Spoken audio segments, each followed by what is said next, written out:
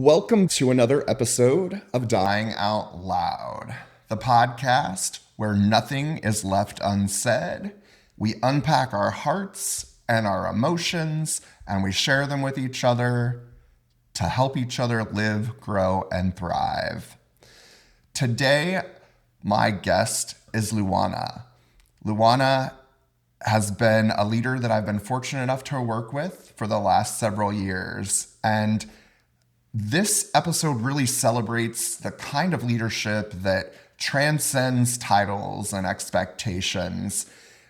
I first met Luana when she was coming back to the organization where we both work, and I got to know her very quickly.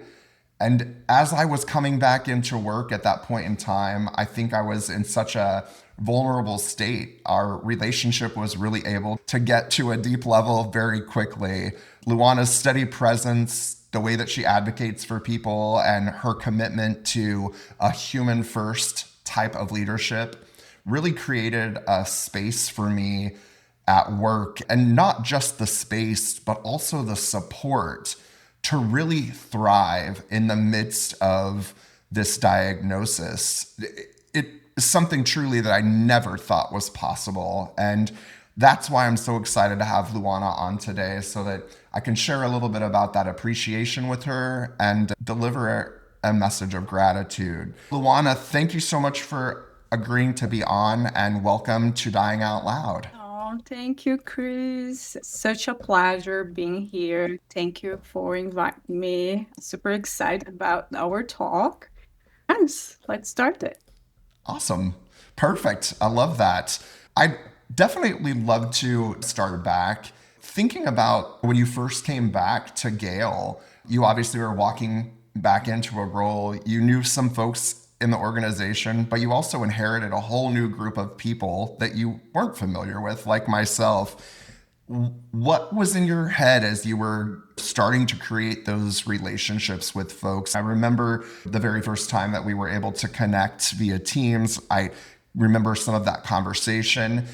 I'm sure that that was a pretty big time in your life starting back over at Gale. And also, you had your education that you were working on for your law degree. You were in a really interesting place in life, but you came on board and you instantly started creating a space where people could collaborate and work together. And that was impressive to me. What were you thinking in that time about coming back to work, meeting these new people that were now part of your team? Or yes, coming back to Gale was a big deal for me because, first of all, I have such a love and care for Gale, and I was very excited about coming back.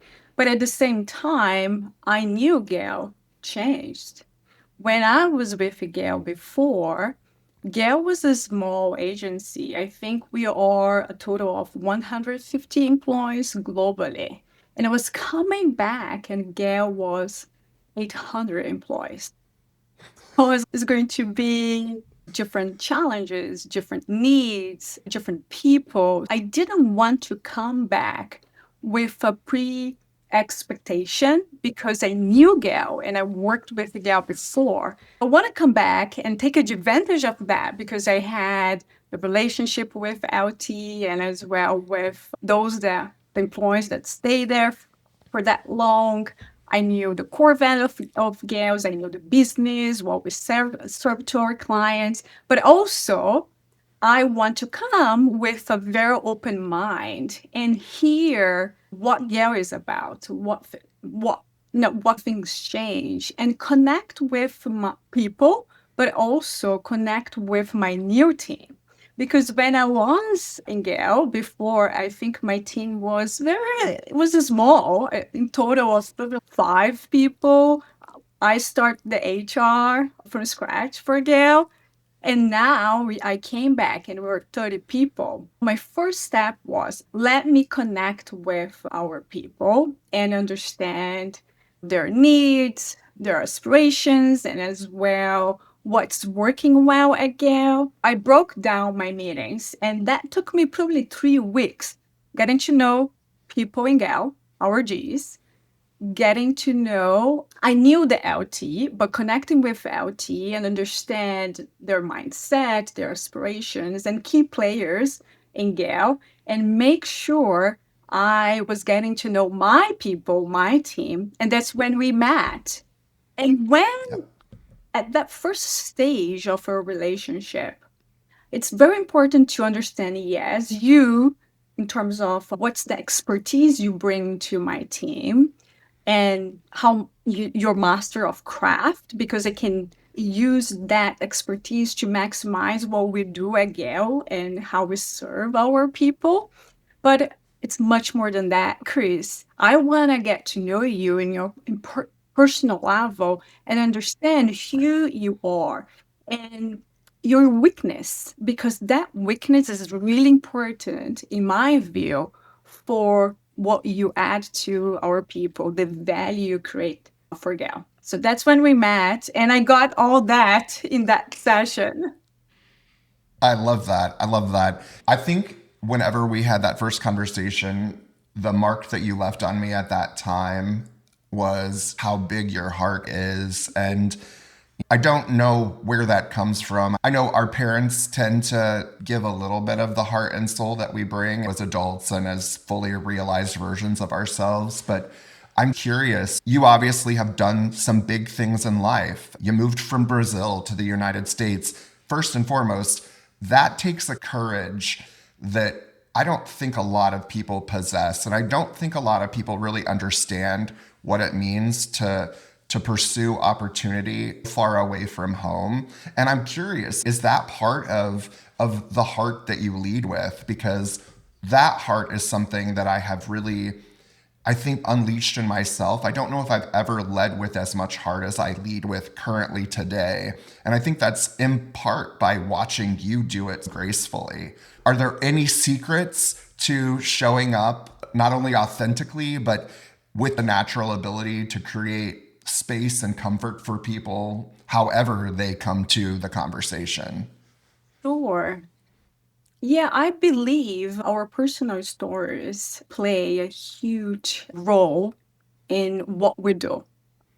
I really believe that we choose our professions or what we want to do, what the value you want to create at work, because who we are in our personal life, right? There's no separation between who you are at work and who you are in your personal life as a person.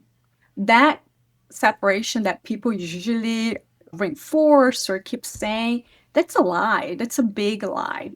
So Yeah. when I Yeah. learned that was a huge step in my career and facilitate my professional development in a way that I can be Luana, doesn't matter where I am, and I can bring my weakness to the work, to the problems that I need to solve, to the people that I need to connect and understand. And that's a huge advantage. Because, for example, Kris, yes, I came from Brazil. And when I came from Brazil, I didn't speak English at all. No, my parents are, what are you doing? My parents never left São Paulo state, São Paulo city. Was a big deal for them to have their daughter leaving Brazil and going to United States by herself, no English. I didn't know anyone here. And because they didn't want me to come, they didn't give me money as I had down I had sold my motorcycle, and with that money, I came to United States with the mindset, with the goal of learning English because I want to learn English. I want to experience a different culture.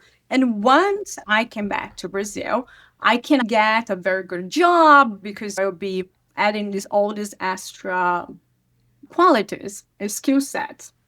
It was hard, Chris. It was really, really hard. I can't even I didn't imagine. know anyone here, didn't speak English, my entire family back in Brazil. And not knowing English was really hard at first because I couldn't express myself and I couldn't express my personality. So a lot of things happened and I couldn't stand up for myself to say, hey, I don't agree with that. This is my point of view.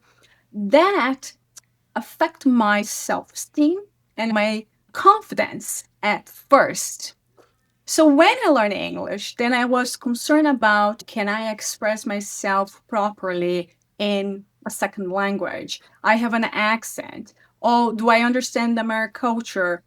Mainly when I start working, right? It was different. It was different culture, different ways of communicating, different styles of working.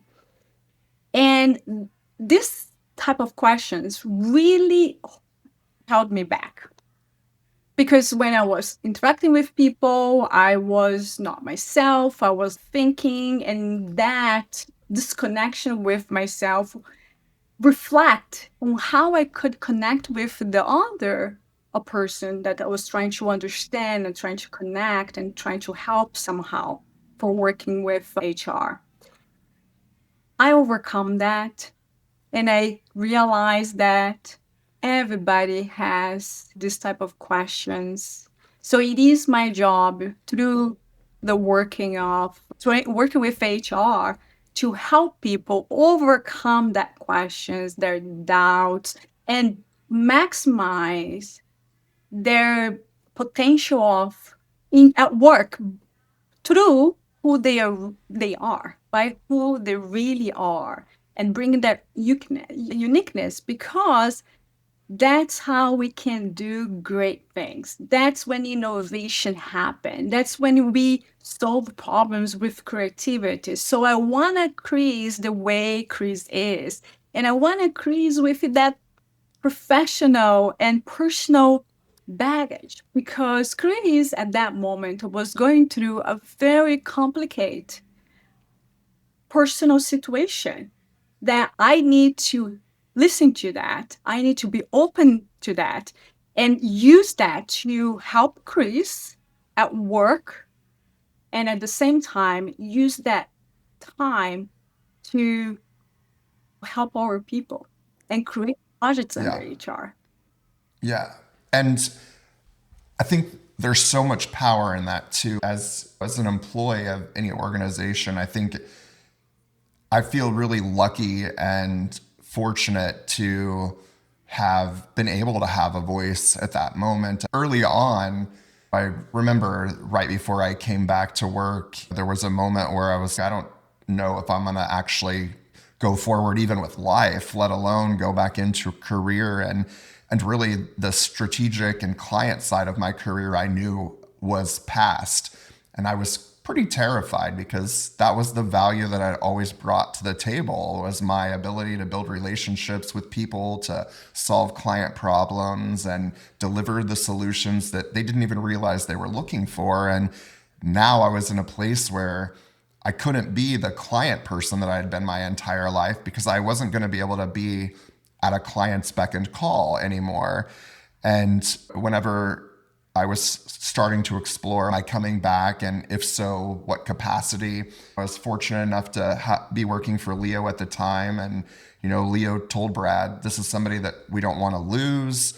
Let's figure out something for him." And Brad was like, "We'll ask him what he wants to do, and that's what we'll do." And Brad had started the work, but when you came in, I feel I was able to hit the gas pedal. Kevin and I started digging deep into organizational industrial psychology, which was not a focus that I had in my education. I got that education on the job, and creating space for that learning empowered me to help push everyone that I was fortunate enough to interact with at work towards that same level of learning. And I think one of the coolest things that I've realized from this whole experience is the lessons that I want to share with especially the younger people that work in our organization is that there's no need to wait until you're 50 and you have stage 4 cancer to show up to work authentically. That is where all the magic happens at work. When people come and you're aware of people's strengths, their weaknesses, how unique they are and all the things that make them diverse, cool individuals. When we're able to embrace that, that's how we get to the great work.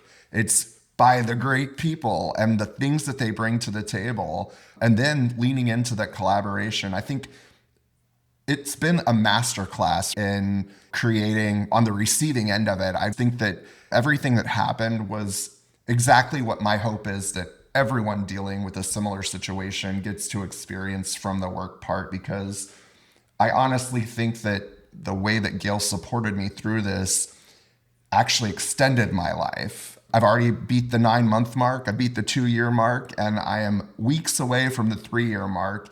And there's no stopping me. I'm going to pass that too. Gail, the opportunities they provided and the support that they provided, and the community of people at Gail, quite honestly, they've been the best medicine for me. And I don't know that I've ever felt this loyal or this attached to a place of work ever before in my life. And I'm so glad that I got to experience it. And I hope that everyone gets to experience something, that connection at work, because I feel I'm finally doing my life's work now. And it's crazy that all of these random things had to happen first. But I'm so glad that I got to experience it at some point in time. Question for you. What made you, we worked together, was there ever a time, I know we've talked many times, making sure that I'm taking care of myself, that I'm not letting myself work too much, get too stressed out, all of those things, but was there a time that you could see, okay, Kris can still grow, Kris can still thrive at work, and we're going to keep doing the things that we're doing because they're working? I often wonder, was there a moment that that was realistic? And to the contrary, or to the flip side of that, was there ever a moment where you're, this might be too much for what you're going through? I'm always curious to get people's thoughts on that because I think about it a lot. Sure, Chris. And I'm very glad and happy the way you feel at Gale, Chris. And I'm also extremely happy that we took steps to support you at Gale professionally and support the initiatives that you want to bring to Gale, support to you going through the personal situation that you went through. I think what's important, Chris, when we start our professional relationship and I was able to see Kris professionally, personally, your weakness, I noticed that you master your craft under OD. You also bring this high level of energy and passion to the work. You live Gale core values. You come up with the very, very meaningful and wonderful projects to our people that support our culture, that support the development of our people, the retention of our people. And because that the combination between your master of craft, your passion, and the value of these initiatives help me to support you and believe in you that could be great initiatives for our people. Most of the time, being the head of people domain is I need to listen to my people. I need to listen to my team. I need to listen to my employees because when I understand what they need, really need, I try to understand, Kris, what do you need? Be beyond the expression of words, Luana, I need time off to go to a doctor. I need to take a good health insurance because I'm doing through these treatments. Yeah, I hear all that.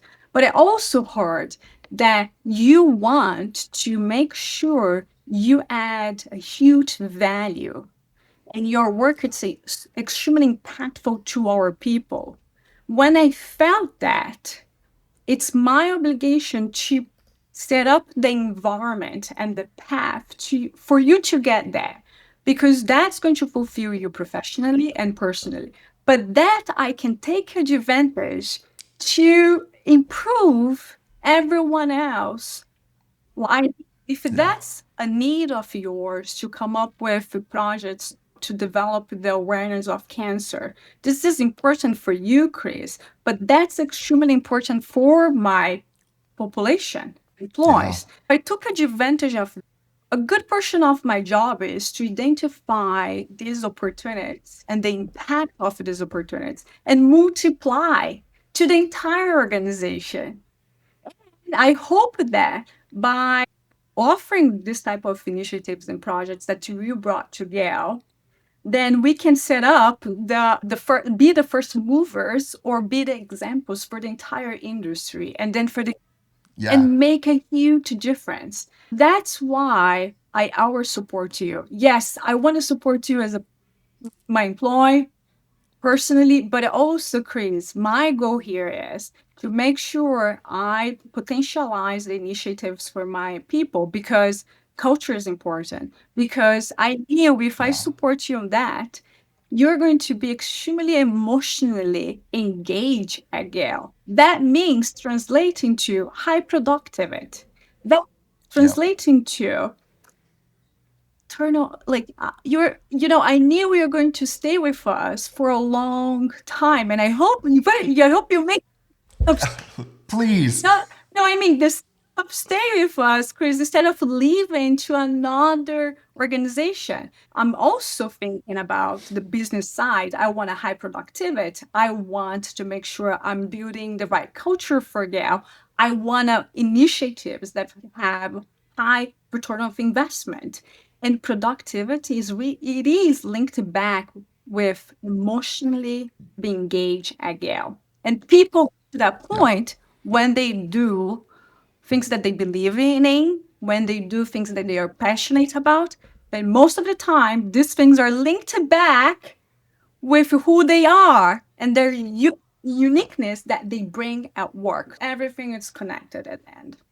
It definitely has been more connected for me personally than I think I've ever felt. I did have an episode of cancer when I was in my 30s and I was working a full time job then. And I did feel supported then, but I feel if it's the part that this time the cancer isn't going to go away, if that makes it more the connection, more strong or real, but it's absolutely attributable to the people that we have and the community that we've built. I hope that as people continue to join, when we continue to retain people, that people do realize that if you have something that you want to expose the rest of our community to, talk to somebody about it. Things can happen. Working with cancer, that initiative might not ever have come to fruition. Gail had I not gotten diagnosed and started having conversations with them. And we were one of the first companies to jump on board that bandwagon.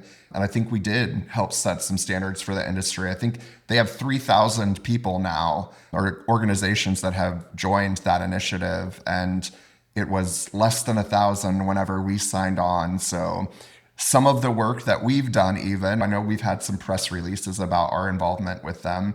I think that has led other companies to do that.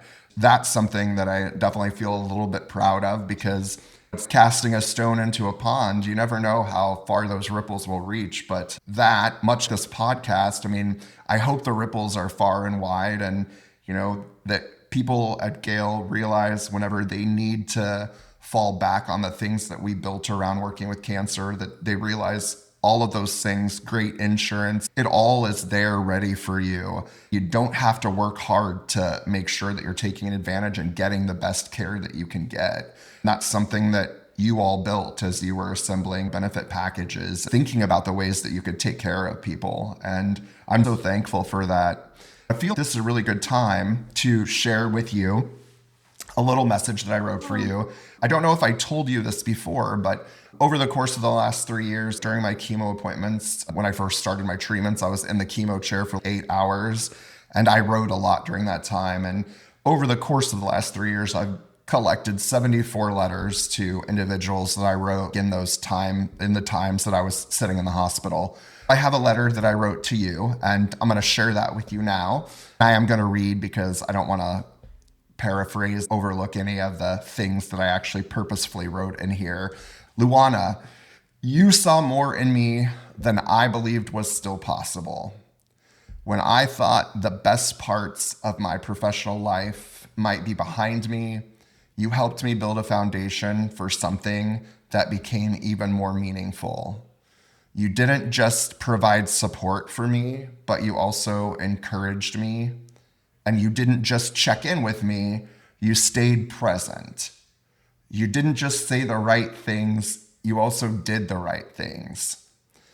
Bringing the Working with Cancer commitment to Gail was already a huge statement, and probably you could have stopped there, but you didn't.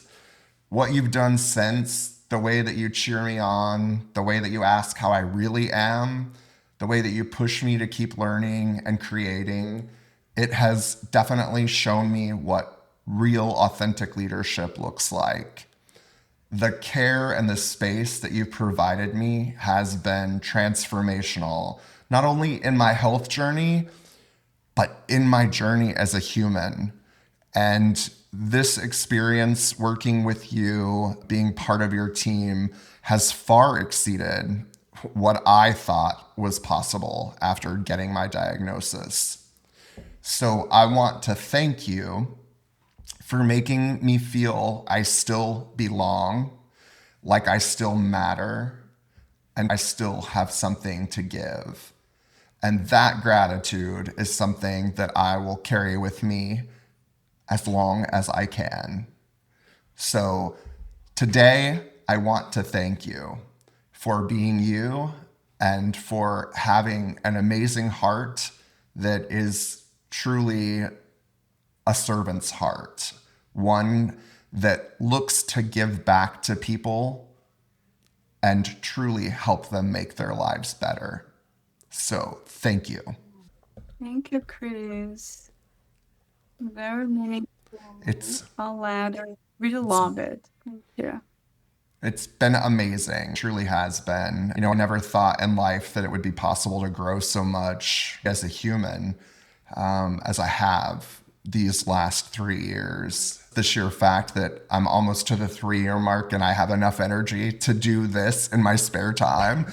It's been such a good thing for me, for my health, for my family, for the way that I show up for people every day. It truly helps me. There's not one person that could ping me, email me, text me and say, hey, I need your ear for a minute, that I wouldn't be willing to drop everything and give that to. And I feel the same way. I feel I could pick up the phone and reach out to anybody if I need something and somebody would be there to help out. That is a huge tribute to you, team that we've built, and the way that we support each other. It's been a Kris, I appreciate words, but I want to tell you that I didn't do anything. I facilitate the path. You come up with all these initiatives. You stand up for something that you believe in. That's linked back with your purpose. That's how we make a huge difference. That's how, when you create with initiatives that have a huge impact on our people's lives and our culture and everything. You come up with the initiatives. I saw it as a great opportunity to multiply the impact to the entire population of Yale and to the industry. I want to appreciate you and tell you, and this is not the first time, because I try to show you our appreciation as well to tell you that you have impacted Yale in so many different ways and aspect our culture, the initiatives, our benefits, the awareness of cancer campaigns that we have done through Gale, the diversity and inclusion trainings, trying to show our people, bring yourself to work, yeah. bring your uniqueness. All these initiatives and programs add so much value to Gale. And that's why to be honest, it's I am the one, and Gail is also here with me to thank you and appreciate your work. Thank you so much. It's truly a privilege and an honor. And I mean, it's really been the most meaningful work that I've done in my life. It feels so good to be able to share a message like that with someone. We're almost out of time, believe it or not, Luana, and I want to give you an opportunity to impart any of your wisdom on the folks that are listening that might help them be able to show up for people or to create that safe space.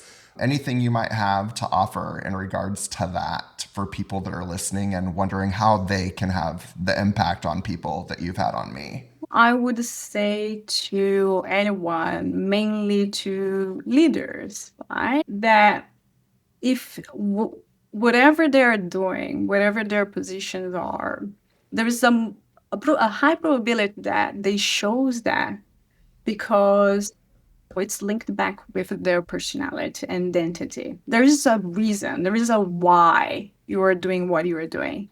You need to connect it. If you, by any chance, you forgot about that, reconnect with why you decide to be the head of HR, why you are a CEO. And once you understand that why, translate that into your work and the relationships with people.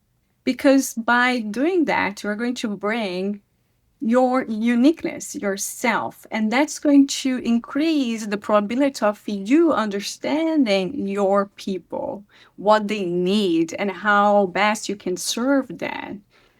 And then fostering that connection and bringing their uniqueness of people to the advantage of the work they do to the organization. By doing that, you are making someone extremely happy and satisfied with their work, potentializing their professional growth, increasing productivity by building this amazing culture that's going to maximize the emotional engagement of your people and maximize the decrease the turnover rate and maximize that long-term relationship with your people. That's what I would say.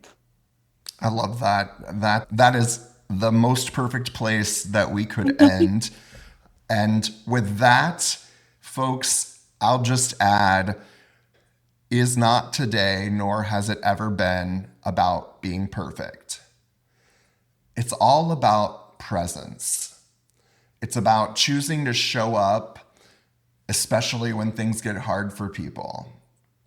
Luana reminded me, and hopefully it reminds all of us, that the way you show up just might be the most powerful leadership move that any of us can or will get to make.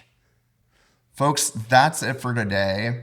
I hope you enjoyed this, and I hope if there is a person in your life that has been a leader, a coach, a mentor, someone who has had the positive impact on your life that Luana has had on mine, I hope that when you end this episode, you'll share it with that person and let them know that this episode is dedicated to them from you. And let them know that sense of gratitude, that sense of appreciation. Use your words and share them today. We'll be back next Tuesday with another great conversation. But until then, join me and let's keep dying out loud.